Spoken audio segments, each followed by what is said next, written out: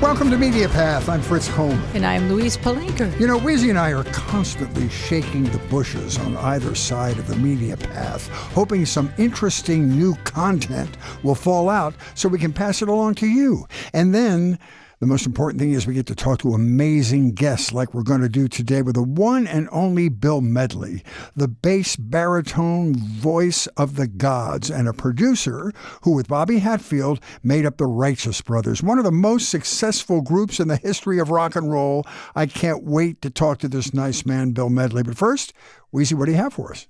Well, I've been looking around. I stream. Did you see the News of the World? You don't have to buy it anymore. You can rent it. Right. That's right. Yeah, I wait for that moment, for the rental to kick in. News of the World, Tom Hanks. So, Tom Hanks, he doesn't make bad movies. This is his solemn vow to us. So it's like it should really every movie should just be titled The New Tom Hanks, and people would go. So the News of the World is now streaming. It takes place 5 years after the end of the Civil War, as Captain Jefferson Kyle Kidd, played by Tom Hanks, earns his living by traveling from town to town to read from newspapers. This was a big event in the town. It was like the Righteous Brothers had come. They were like, everybody go down to the town hall. The guy's about to read from a newspaper. All right. So the folks would gather. En route, Tom Hanks' character crosses paths with a 10-year-old girl who has been taken by the Kiowa people. The Kiowas are being forced marched to a reservation, and Captain Kidd agrees to take the child to her aunt and uncle. With no common language, together they travel across the harsh and unforgiving Texas plains, fighting for their very survival and learning about themselves through each other. And like any Tom Hanks movie, it's beautiful, it's gripping, it's meaningful. The child is played wonderfully by Helena Nengel. I'm sure that she's going to correct me on the pronunciation of her name at the age of 10, who is from Germany, which gives her a unique accent when Tom Hanks is teaching her the English words. It's just a really fun film. I highly recommend it.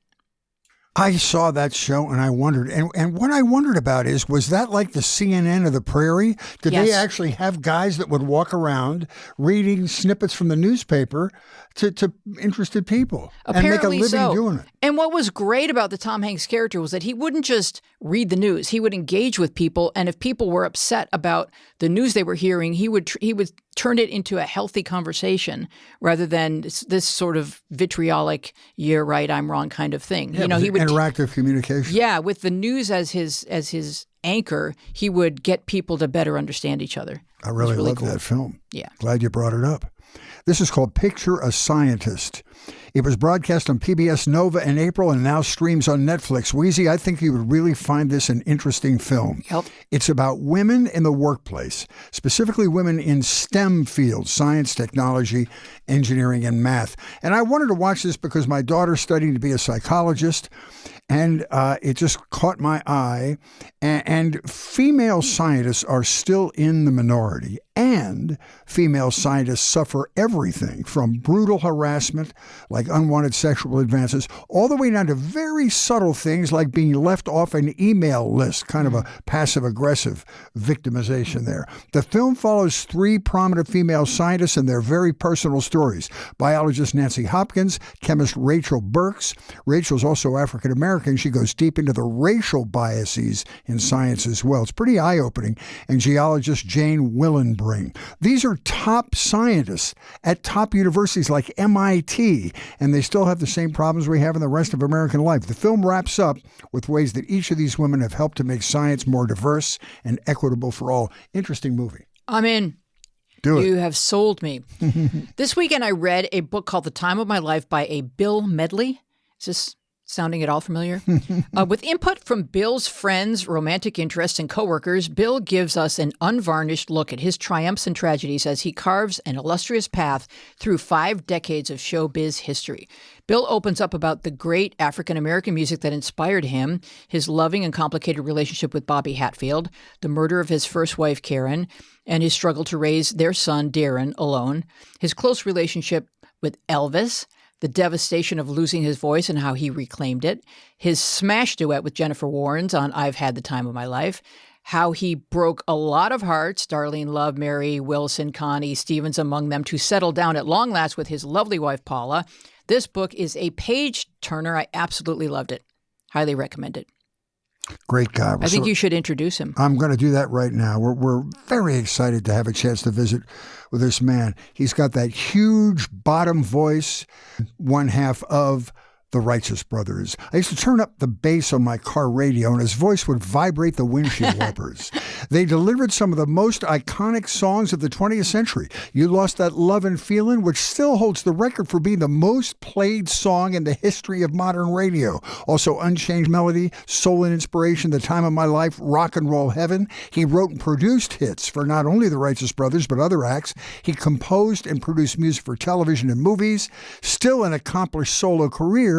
And we're learning of late that the Righteous Brothers will live on in various venues, including Las Vegas. Let's talk about it with Bill Medley. Bill, so nice to talk to you. Nice to talk to you. Good to see you. Good to see you, my friend. I had a chance to meet you and see you a few years ago at the Lewis Family Theater in Rancho Cucamonga. You did your one-man show, which is a really wonderful retrospective, personal anecdotes about the early years of rock and roll, the Beatles and Elvis, and you performed with your daughter McKenna. And I'm so happy to hear that she's doing well. She occasionally opens or sings along with you, and you're keeping on.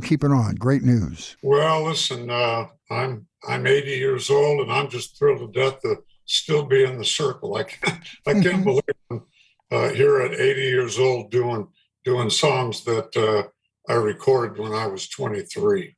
Well, I want to take you back to the moment when you were in the recording studio with Love and Feeling, because you described some dynamics in place that were not perhaps productive that were going on. Can you sort of tell the story about the recording of that song?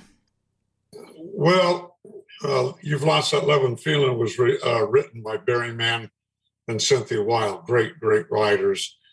And Phil Spector produced You've Lost That Love and Feeling. And it was pretty odd because Bobby and I, from, like 62 to 65, we just did nothing but rhythm and blues, rock and roll, and which wasn't a commercial thing to do. So we were like rhythm and blues singers, and a lot of people thought we were black, and color television kind of destroyed our career. But when we met with Phil, Barry Mann and Phil at the hotel, and they sang the song to us, and they got done, I said, "Wow, what a great song for the Everly Brothers." and I was being honest. I couldn't believe that that Phil Spector had called Barry and Cynthia and said, "I'm going to produce the Righteous Brothers." And we were just shocked that they gave us this song. And that was kind of not what we were doing. And when they played it for us, they had, Phil and Barry Mann had high, kind of thin tenor voices. And so when they started teaching it to Bobby and I had, it was too high for me. I couldn't get up to that. You lost that love. I couldn't get up there. Mm-hmm. So they would lower it, and they were doing it real fast. It was almost like a bordering on being a dance. So, you never close your eyes anymore. Well, more bouncy. Well, they lowered it, and every time they would lower it, Phil Spector would slow it down. Finally, we got You Never Close Your Eyes. In a whole different kind of song. Yeah, and it's so iconic with your voice kicking in that opening line. It's just like people know it the second they hear the first note. They know what's about to happen. But I was wondering if you could retell the story about all the people that thought that they could hang out with you while you were recording your vocals, and how distracting that is for an artist. Yeah, it's very distracting because sometimes there's stuff going on in the booth, laughing and chatting, and I think there was a couple of the Rolling Stones were there, and every producer in town.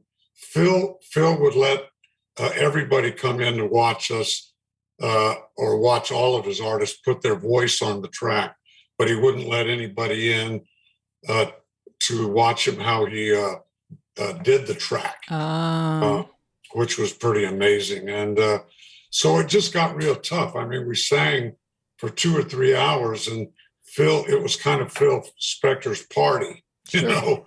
And finally, we just called Phil out to the studio and said, "Listen, man, that's too distracting. We'll be back tomorrow at 6, and we'll put our voice on at that point." And he was fine with it. He understood. And we said, "Please don't have anybody in the studio.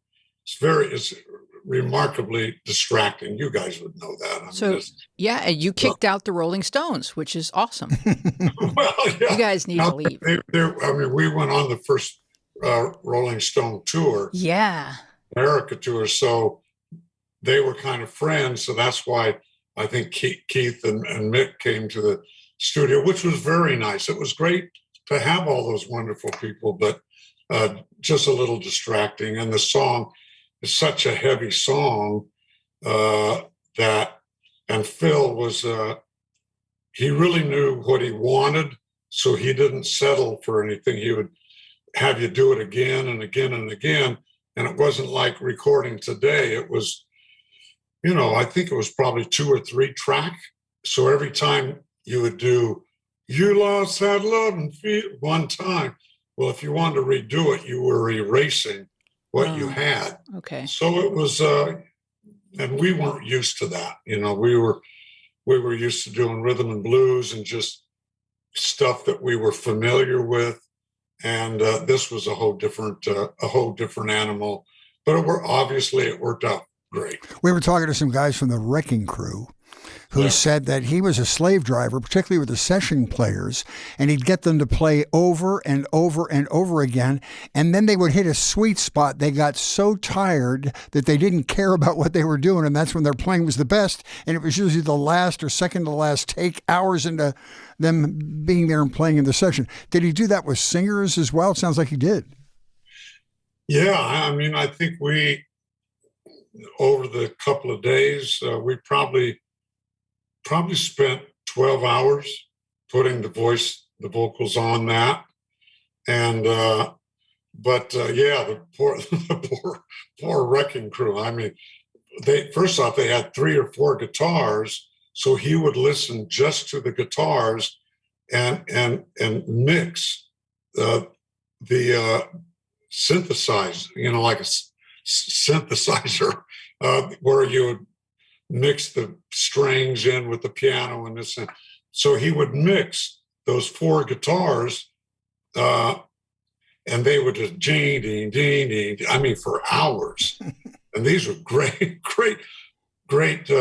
musicians. I mean, Glenn Campbell, and just the best musicians in the world. And once he would get that, then he would go to the 4 pianos or 3 pianos and mix that.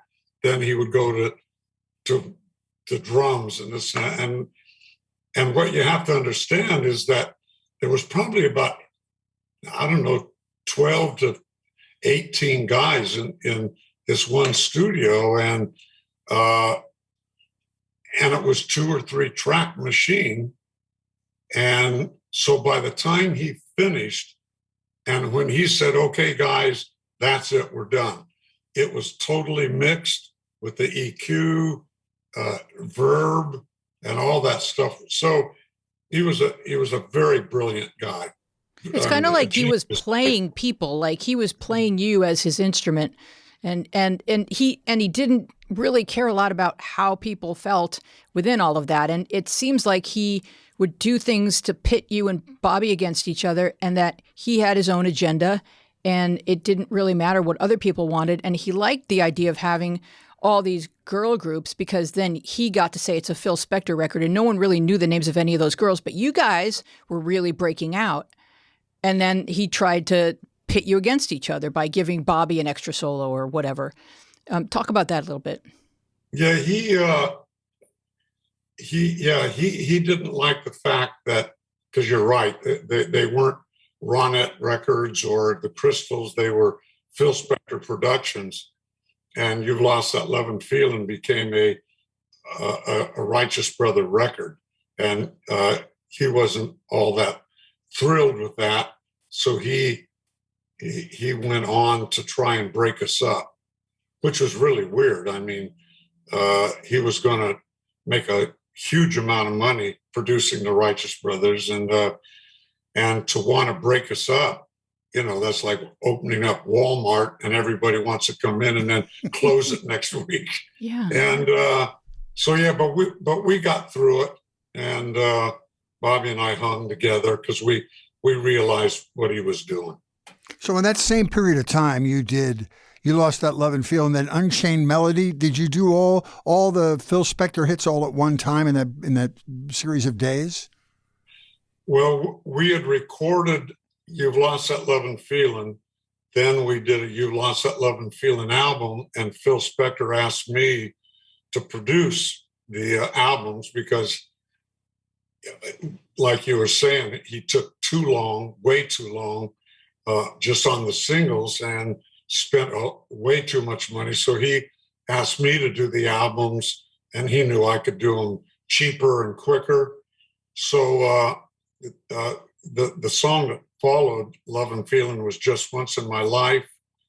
And when it was time to do that album, Bobby wanted to do Unchained Melody, which we knew from the 50s from Roy Hamilton. It was in a movie called Unchained. The movie didn't do well, but we loved that song and loved Roy Hamilton. And Bobby wanted to do it. So I produced Unchained Melody for the album. And Phil, I guess, thought it was such a bad record that he put it on the B side of his production, was Hung on You. And for some reason, every disc jockey in the country turned it over and started playing Unchained Melody, and it became a huge hit. And Bobby killed it. Bobby, great singer. And that was kind of the relationship you had with Phil. He got credit for having produced some of the hits that you had that you actually produced yourself, but he got the written credit for it, right? Yeah, I think when Unchained Melody first came out, I'm sorry, the title, I think it said produced by Bill Medley because he didn't want anything to do with it. But when it became a hit, then he changed, the label. That it was produced by Phil. Yeah, maybe if you guys can find those collectors out there, if it says produced by Bill Medley on Unchained Melody, that's probably a collector's item. Yeah, I don't know how many of them were out there, but yeah, it would be a collector's item. I'm fascinated by your life. You grew up in Santa Ana, California. That's Orange County, California.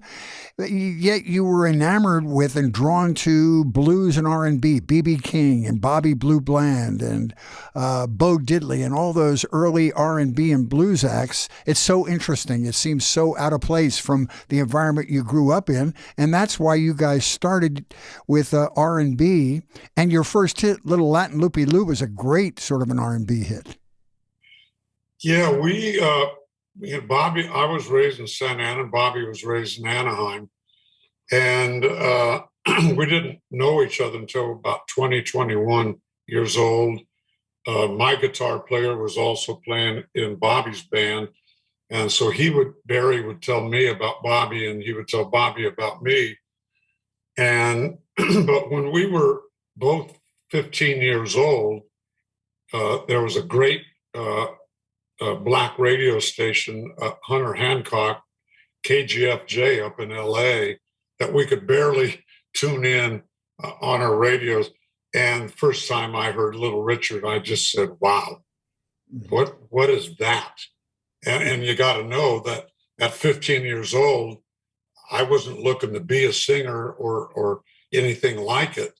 So hearing Little Richard and kind of emulating him vocally, and then Ray Charles and Bobby Bland and all those guys, that was really, I always say that I was very fortunate to have Little Richard and Ray Charles come to my house every day in the form of a record and teach me how to sing and teach Bobby how to sing.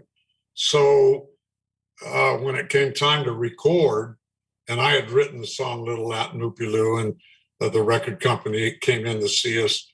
We were in a club working, and said, I love that song. Let's go in and record it. And that's the way we sang. We didn't know any other,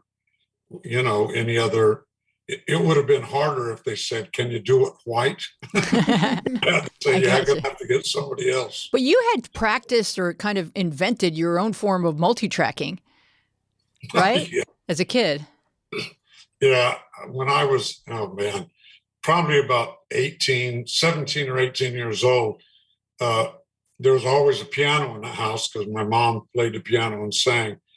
And so I learned how to play enough, like Fats Domino songs, Elvis Presley songs, certainly Little Richard, and not Ray Charles. Ray Charles, but I would get 2 recorders, and I would sing into one recorder, and then play that one and record that record and sing a vocal background. And my grandpa, who was a comedian and was living with us at the time, he said, "Man, you are going to make millions out of this." I wish he was. I don't know what you're doing, but it's fascinating. Yeah, this is so wrong, but there's something wrong. Could you tell the Whoopi Goldberg story? Because I think that's just so cool. I mean, and it's a lesson to all of us about how important it is that every interaction is important in our lives. Yeah. Well, I don't know if I can swear on this show. Sure, you hell can. Yes. Go right ahead. Well, it was funny. I was working. I wasn't a Righteous Brother at the time. Bobby and I broke up in '68, and I was working in Reno, and Whoopi was filming a sister act, what it was called, and she was right down the street, and she came in one night to see me, to watch the show, and and I would do this Ray Charles medley. It really was a country medley. It was Born to Lose, You Don't Know Me, and I Can't Stop Loving You, which Ray did, country. So I would pass it off as this is a tribute to Ray Charles, but the truth is I just loved those songs, and I loved country music as a blues singer. It was fun to do. So I did this song, the medley. It's a medley of songs, and it always got a great reaction, and people were clapping, applauding. And as soon as the applause died down, I hope I can use this word because it's perfect, just died down. And from way in the back, you could hear Whoopi say, "Fuck Michael Bolton." Holy shit. And I mean, obviously, hearing her voice, everybody knew who was doing it. And by the way, Michael Bolton's obviously a phenomenal singer. But no, and I noticed that you didn't put his name in the book, but it's so abundantly clear that you're talking about Michael Bolton that my brain said exactly what you just said. But I want you to tell the story of what happened when she was a little girl. Part of why she loves you so much. Well, she came backstage, after the show, and I said, I said, "It's unusual, that you're a big fan."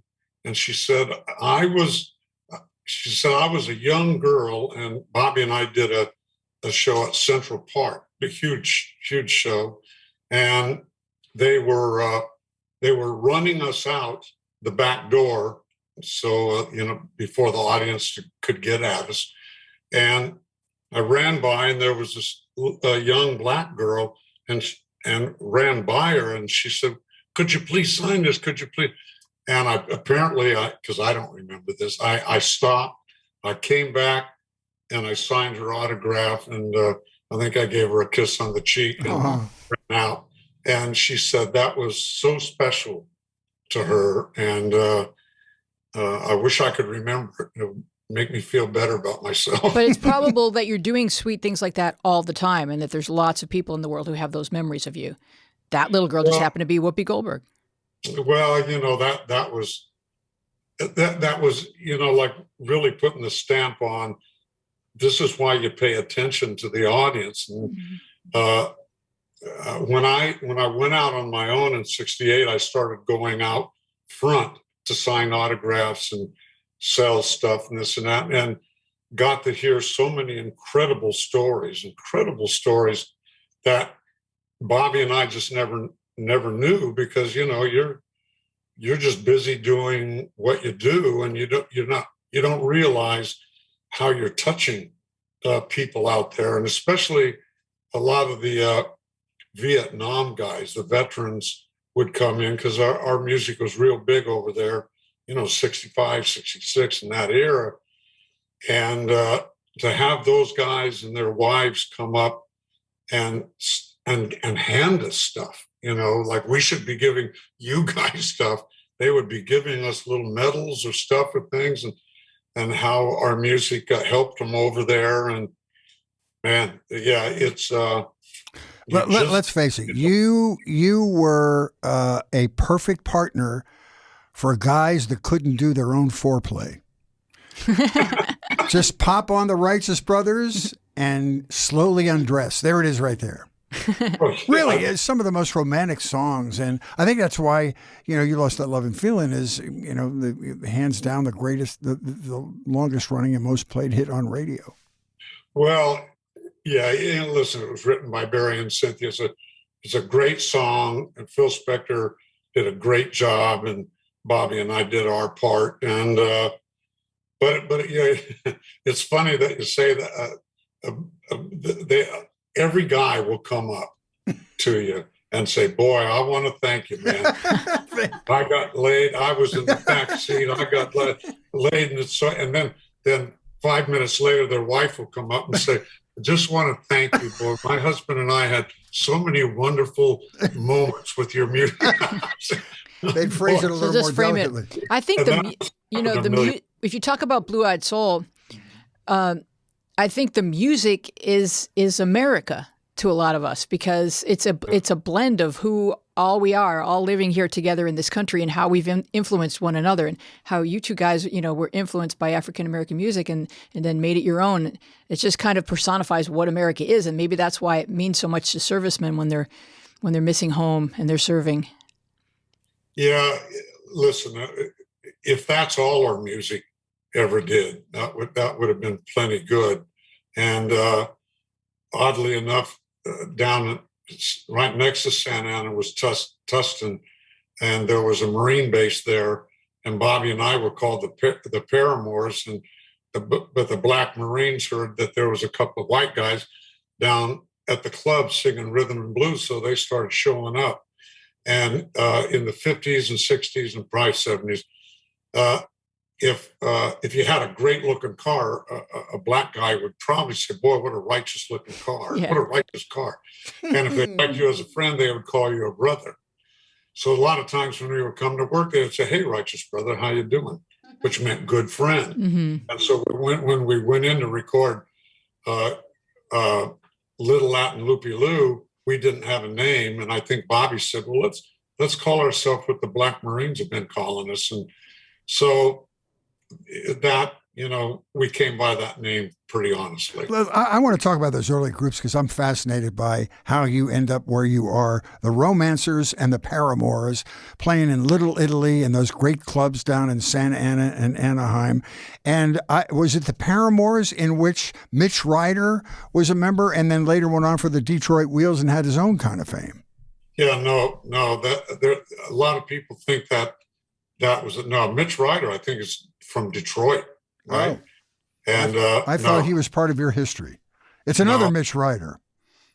No, Mike Ryder. Oh, Mike Ryder. Oh, Mike Ryder. That's me not reading it right. But Mitch sounds better. I think that's Fritz. Sorry about that. I had a whole history created here. It's seeing the word you want to see rather than the word that is there. Well, it's funny. Mitch Ryder had a hit with Little Latin Loopy Lou. Oh, did he? Mm-hmm. So, yeah. After we did it. Yeah.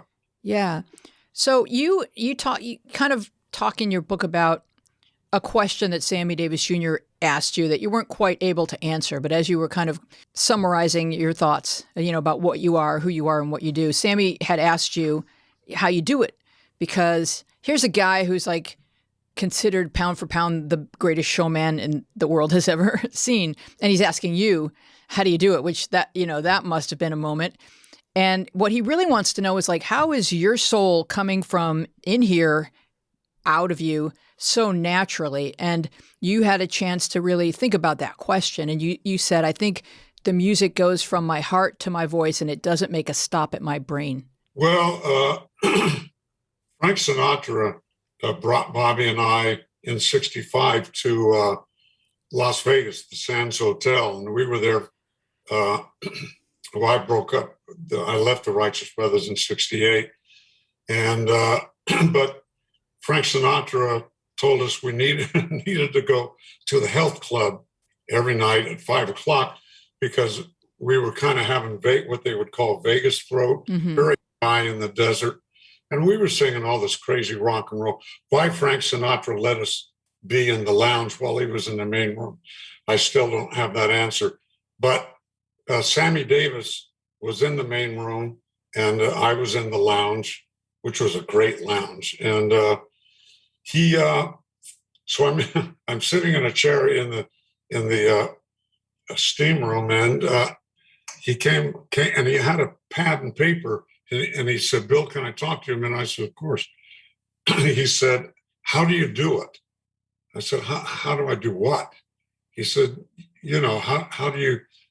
how do you do what you do?" He said, "I've watched your show several times, and I can tell that you're not thinking about it, and you sound, it's so authentic. It's a mind blower." And I told him about, well, I was 15 years old and was taught by Little Richard, Ray Charles, Bobby Bland, and that's the only music I knew, because at 15 years old, I hadn't been in the business for 10 years and decided, well, I think I'll start singing rhythm and blues. So I said, and that's when I said that the best way I can tell you is that, it goes, from my, whatever I said, from my heart into my voice. Yeah. And I don't think, because he said, I can tell you're not thinking about it. You're just flat doing it. And I thought that was cool. And I felt bad for Sammy because he was, he spent his whole life trying to be Sinatra and those guys, and then the 60s hits and it was very important to him to be hip, and he was hip. He was the greatest performer in the world. And that's what I told him. And so he spent his whole life trying to be Frank Sinatra. Now all of a sudden the hip thing is Ray Charles, James Brown, and he now wanted to do some of that music. Oh, okay. Wanted to get more authentic. He had spent a lot of his career just chasing the cool kids. Yeah, exactly. The kind of the white performers, and now to stay hip, he wanted to know how to do James Brown and Ray Charles. Mm-hmm. And I told him, and I probably was going out on a limb. I said, "Oh, Sammy, I don't think you should worry about that. You're the greatest performer and singer in the world." And he said, "Yeah, but I really want to understand how you do that." And so I kind of felt bad for him that he, at that age, whatever age he was in 69 or 70, that he was going to go chase that. And I just told him, I said, I don't think you should chase that. You're the greatest at what you do, and so don't sand that down. But I think he would still do some of that stuff. That's excellent advice. That's probably exactly what he needed to hear. He'd been honing it since he was a baby. Just do what you do, buddy. Just do what you do. Yeah. I said, I'm doing what I do, and you're doing what you do. Yeah. Bill, you talked about throat issues. And so let's talk about your battle with the throat. You were doing 3 shows a night in Vegas with the Righteous Brothers. And then what happened? Well, they would call it Vegas throat. What it really was just, it was dry.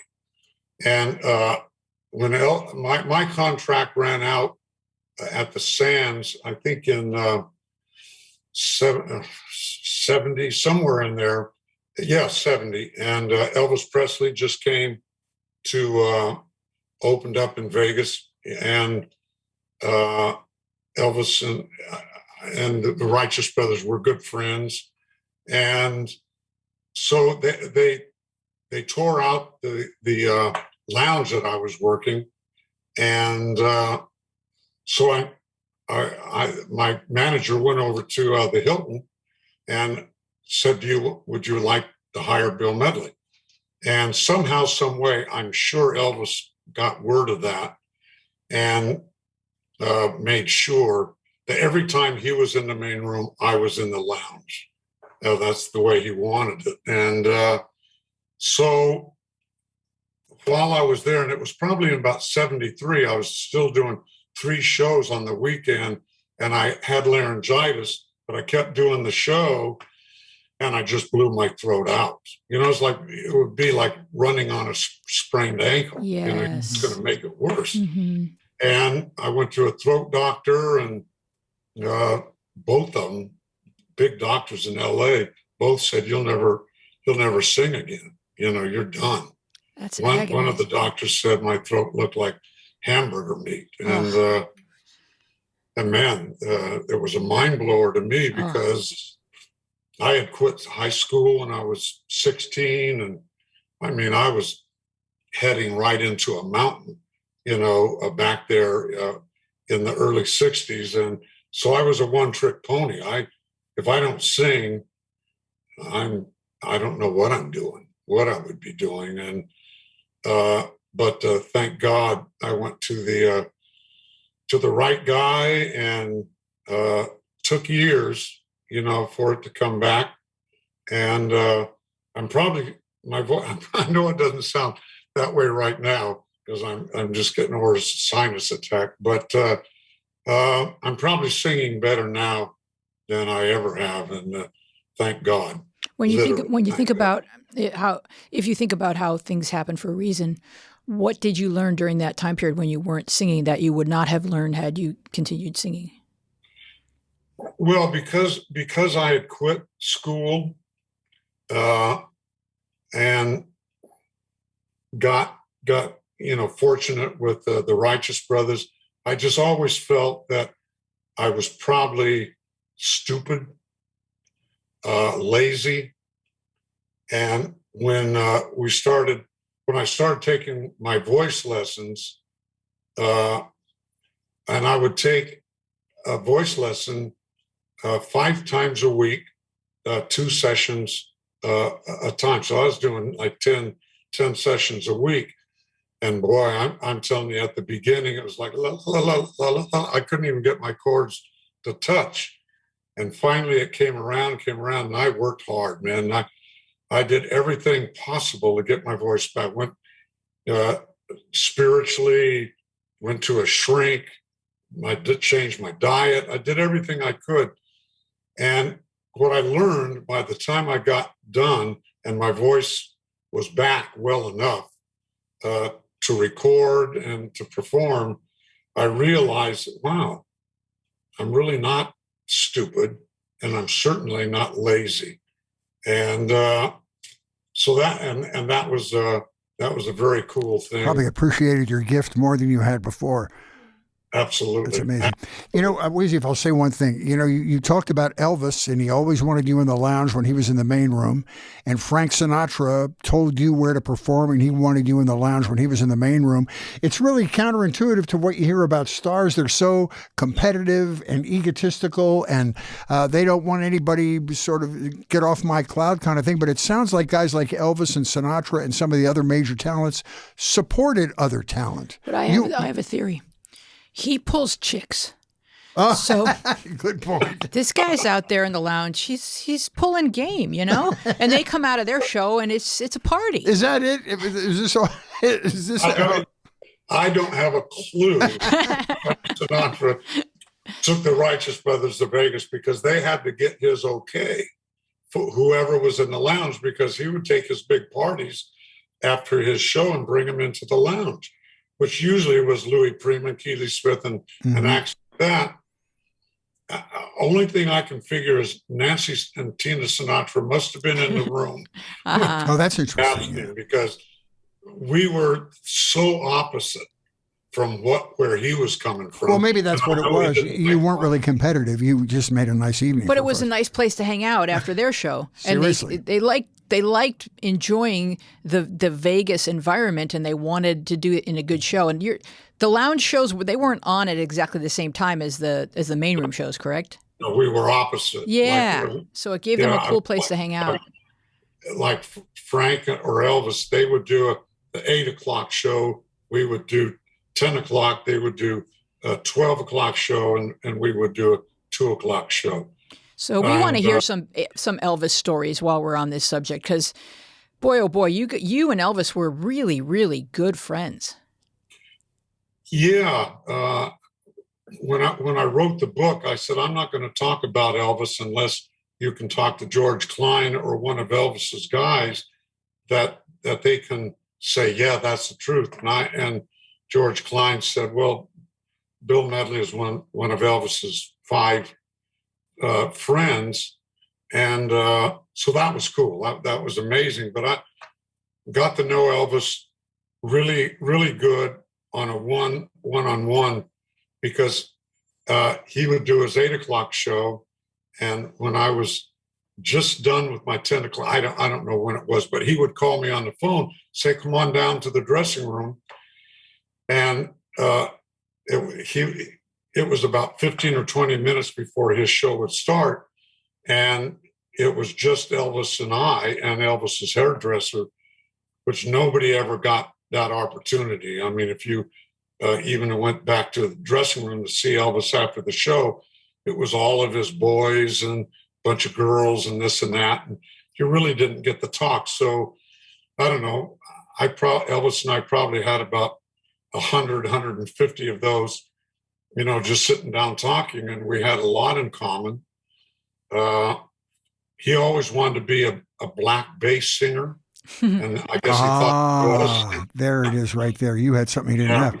Yeah. Tell us something in your your one-on-ones with him that the general public wouldn't know about his personality or his heart or his quirks. Well, he was very religious, and I was religious and raised in a very religious home, and he just, you just get and you guys probably know this, when you're one-on-one with another artist like Elvis and I sitting down.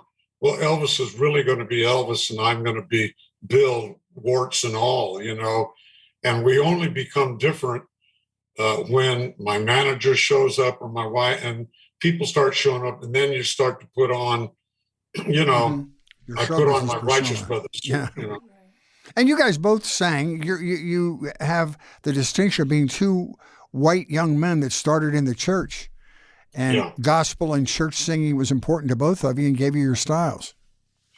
Yeah, gospel music and blues, and gospel music is really where all the soul stuff started and ended. And in church, every major black artist will say, "Well, I started in the church." I mean, from Sam Cooke to Whitney Houston, you name it. And Elvis used to go into some black churches, and to hear that music, he just loved it. And both Bobby and I just loved gospel music, and we realized and we knew how, where blues and rhythm and blues really came from.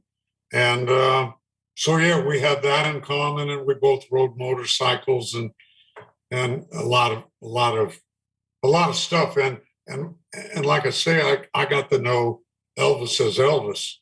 And one night he says, "Why don't you come up?" Because his dressing room was downstairs.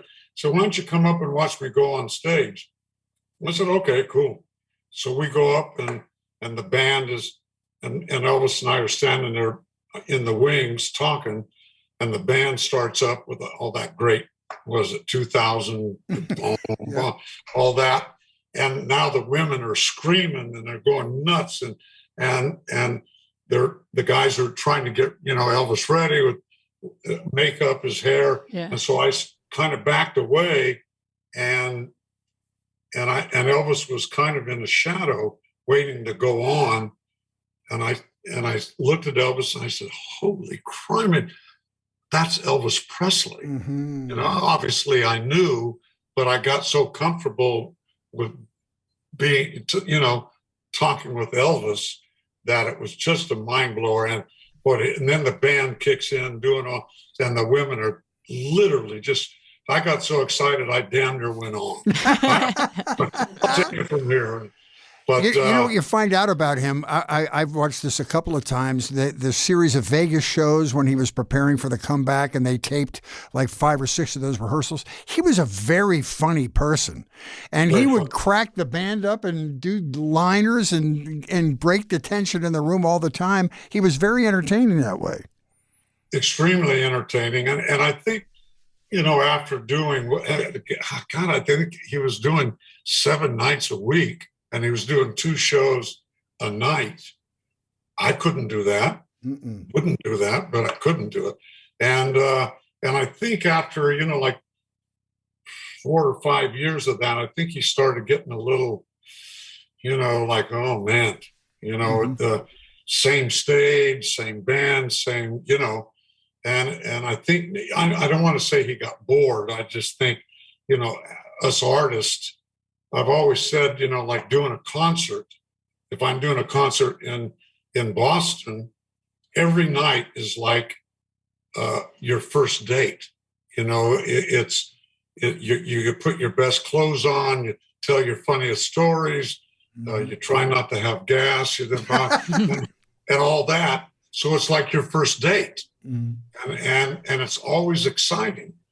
So when you work a stage too much, you kind of get too. So Elvis started getting off script, basically, as you would say, and he would start joking and screwing around with the songs, changing lyrics. But it made it really human, though. I was amazed, and I use himself. Now you're going to laugh at this analogy, and I may be way off here, but is it possible that Elvis was a little bit like Britney Spears in that you get really famous at 20 and suddenly you're surrounded by handlers, enablers, and really captors.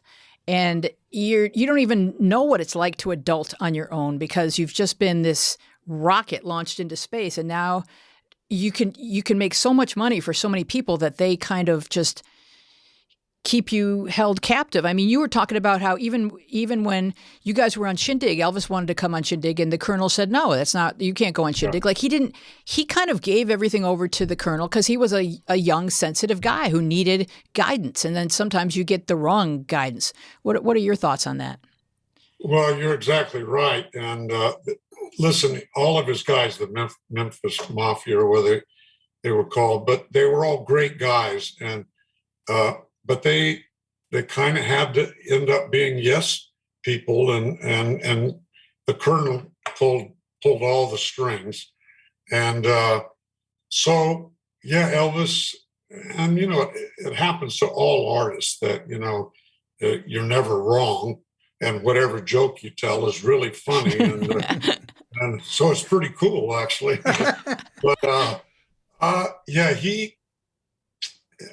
And that's why it was so cool to talk to him before the show, because it was Elvis, the guy, the kid, from Memphis or wherever he was from. And I can tell you one story that I just happened to be in town and I went into Elvis's show, and for some reason he would always introduce me. And I would tell him, I said, you don't have to do that. I felt stupid because all the women, they're there to see Elvis. They could care less that a Bill Medley is in the audience, and but this time he didn't. I'm sorry. Is that for you, Bill? Is it the King? Call from heaven. This time he didn't introduce me, and I was backstage talking to him, and I was briefly running in and out. And in the dressing room, there was all his guys and all the girls and like background sounds, and people talking while you're in this, and everybody's talking to, and I'm talking with Elvis, and it's time I have to get out of there. And I'm starting to leave. And Elvis said, Bill, I'm sorry that I didn't introduce you. And the sound, voices talking. I said, oh, that's cool. No price. I said, I'll never come back. But that was okay. And I mean, the whole room, it's like they took a knob and just turned it off. So these guys were talking to the girls and this and that, but they knew exactly what he was talking about or what was going on wow. there. And done. Ooh. Has he displeased the king? Silence. He's the guy. And he, and I said, come on, man, I'm just kidding. Because his face, he really was like a little boy and he was hurt. And I said, I'm just kidding. And we're back. He kept the same players for most of his career. How about you and the Righteous Brothers? Have you had your same backing musicians for most of your time? Yeah, we had guys that were with us our entire career.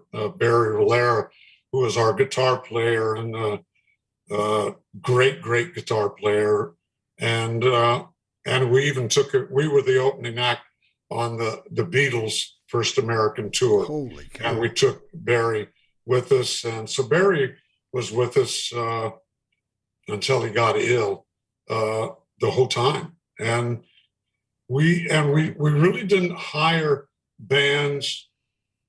Listen, any good musician can play the Righteous Brothers show. It's not difficult. It's not jazz. It's 3 chords and 2 jokes, so we really hired guys because we liked them, and they were good players. They were good players, but we didn't hire them because they were great players. We hired them because we liked them.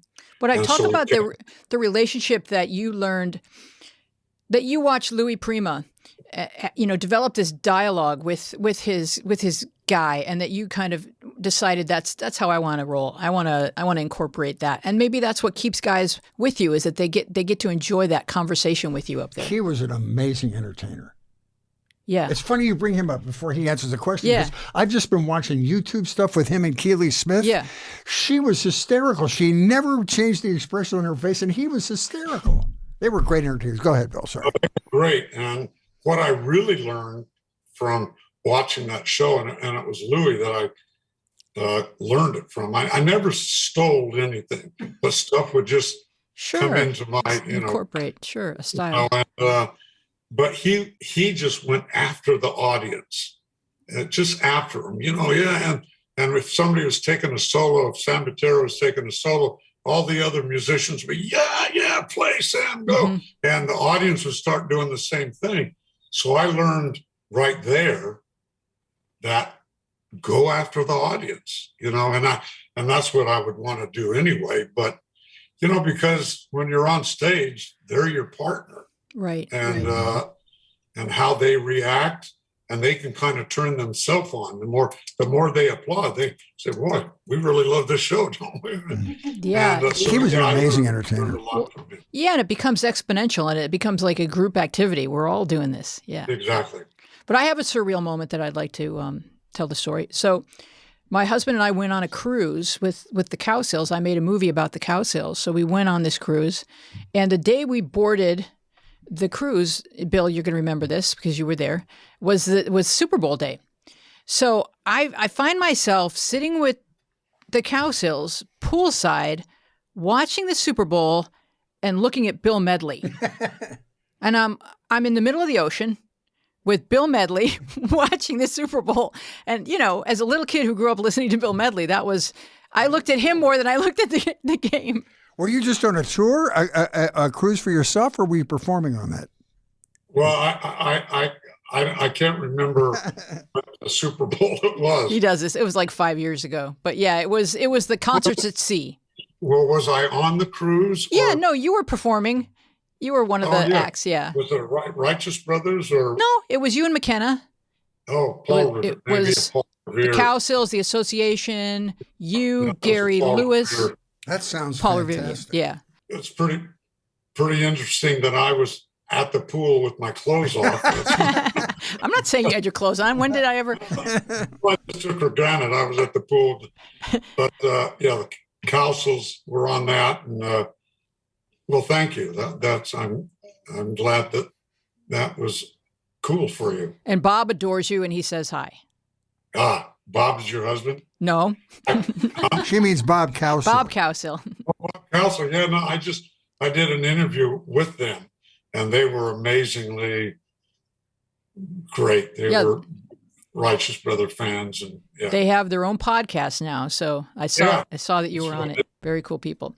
So let's see, what else should we talk about? I want to talk about the rebirth of the Righteous Brothers and a great new series of concerts in Las Vegas.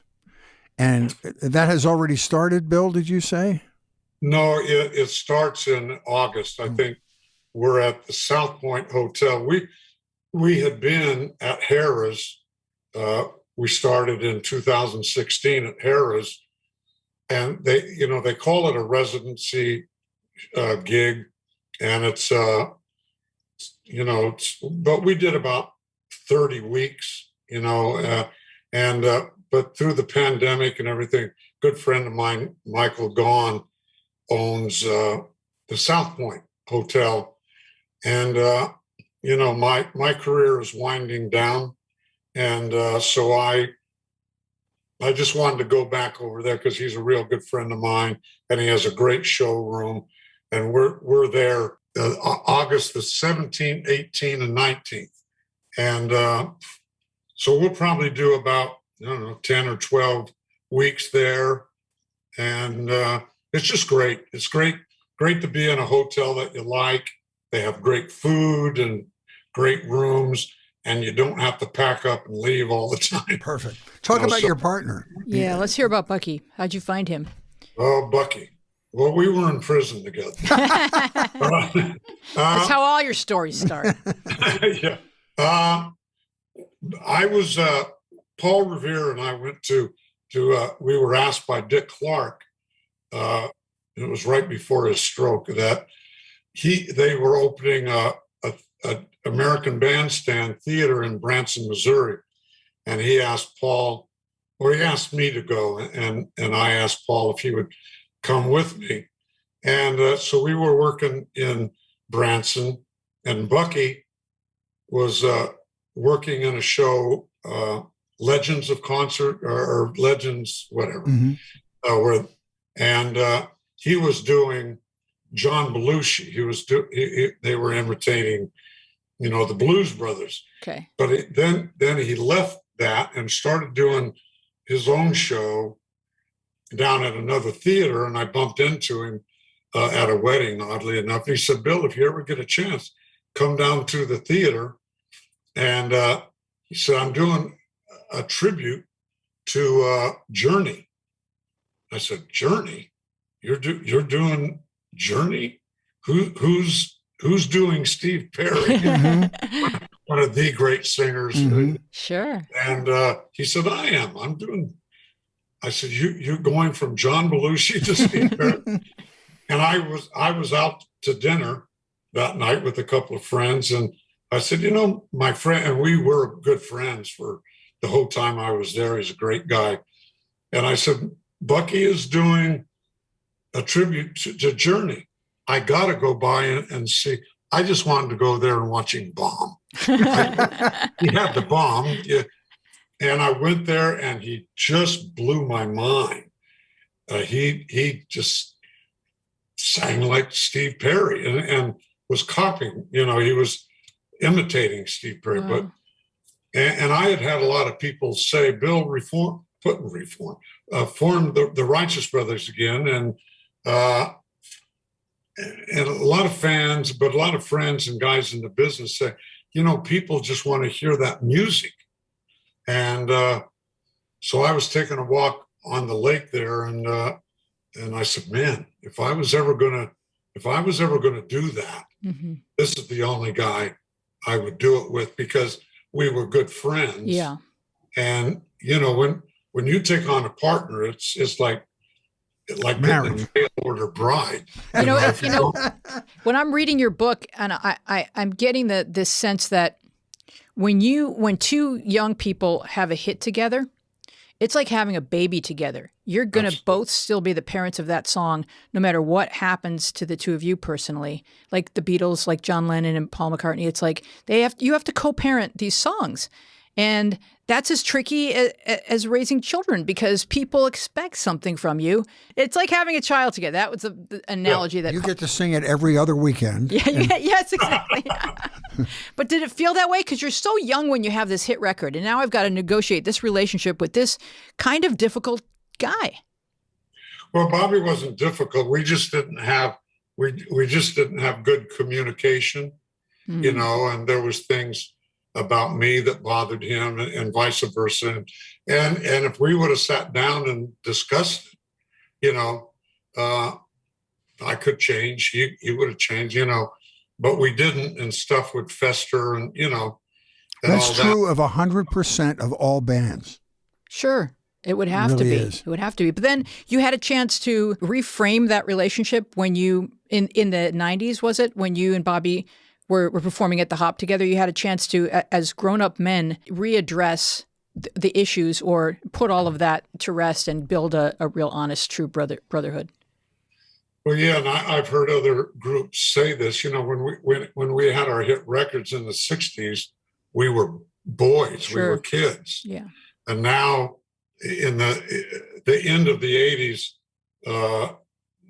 Top Gun had Love and Feeling in it. I did a song for Dirty Dancing at the time, and Unchained Melody was in Ghost, and we were back bigger than ever.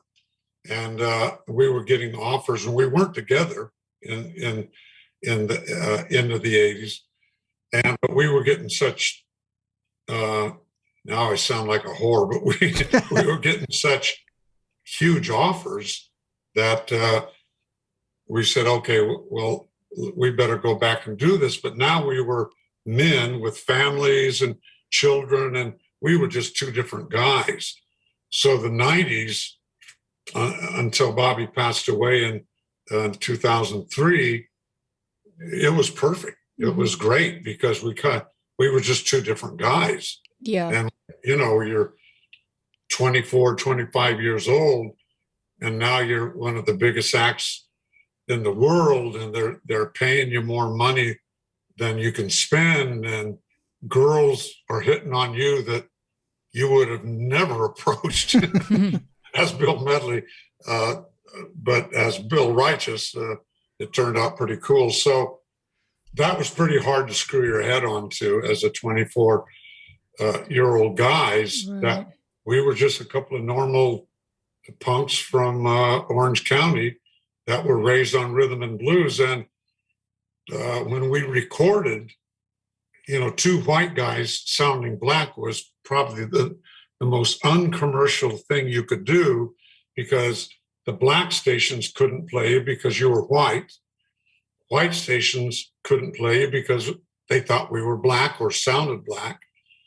So nobody would play our music. So it was the worst thing. But before they found out you were white guys, did any of your songs, I was going to ask you that earlier, did any of your songs cross over?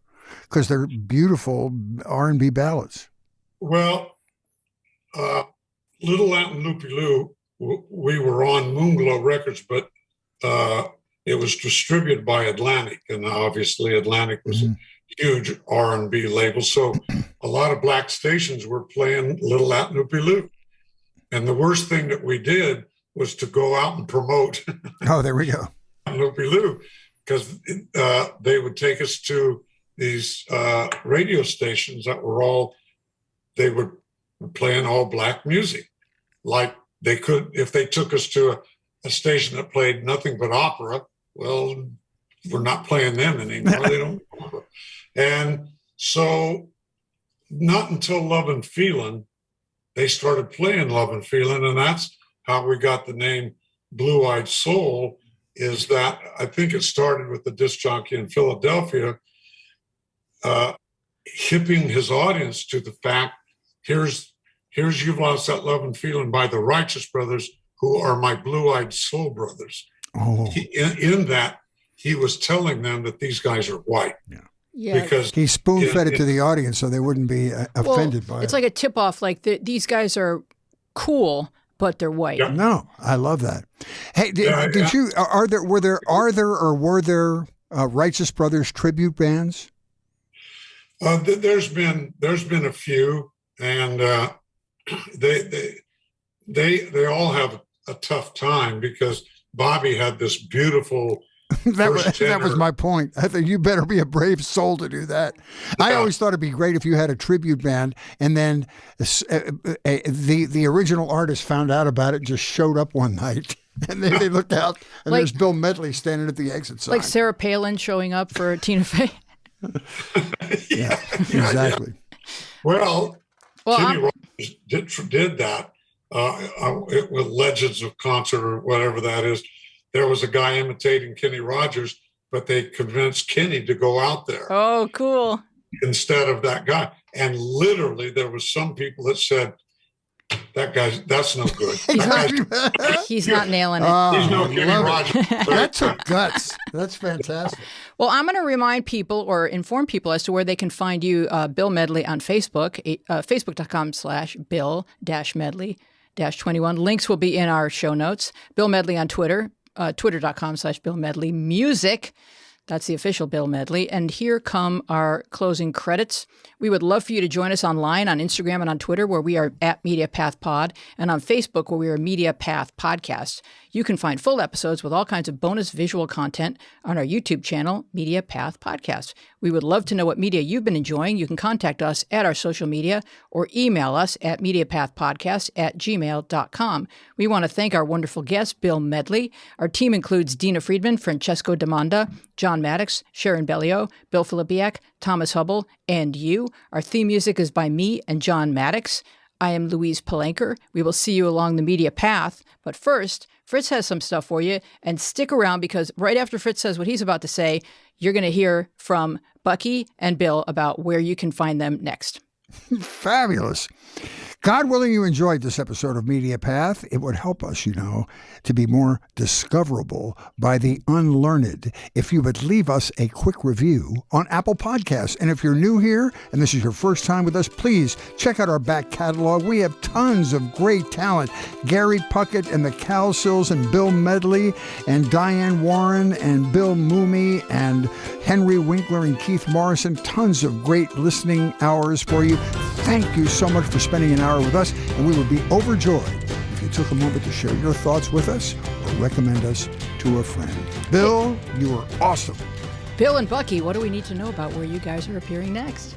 Hey, I'm Bill Medley. And I'm Bucky Heard. And we are the Righteous Brothers. That's right. We're so excited. Bill, on August 27th, we're going to be bringing our show live to the beautiful city of Charlotte, North Carolina, at the Night Theater at Levine Center for the Arts. That's a mouthful. But it is a mouthful, but boy, I'm going to tell you something. Charlotte, North Carolina is truly one of my favorite places. Wait to come eat. Course.